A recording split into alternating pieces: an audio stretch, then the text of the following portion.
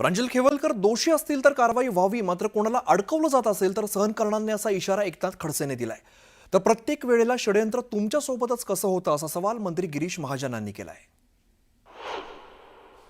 माझं प्रत्यक्ष त्यांच्याशी अजून बोलणं होऊ शकलं नाही, कारण ते पोलिसांच्या ताब्यामध्ये आहे.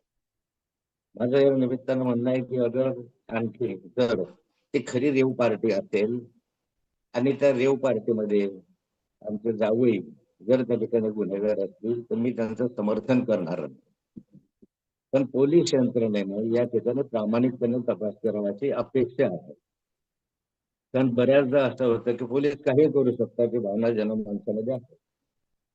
त्या संदर्भामध्ये नीट फॉरेन्सिक लॅबचे रिपोर्ट आले पाहिजे, ब्लड रिपोर्ट आले पाहिजे आणि सर्व रिपोर्ट आल्यानंतर याच्यावर अधिक भाष्य करता येईल.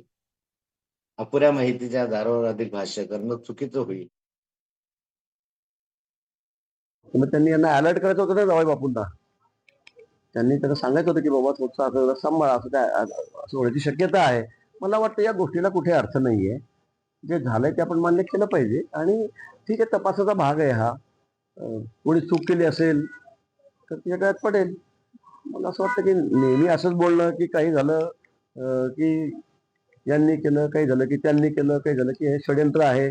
मला वाटतं प्रत्येक वेळेला असं षडयंत्र आपल्याशी कसं काय होतंय, असं नाहीये. आणि म्हणून मला वाटतं की काय जे असेल ते समोर येईल.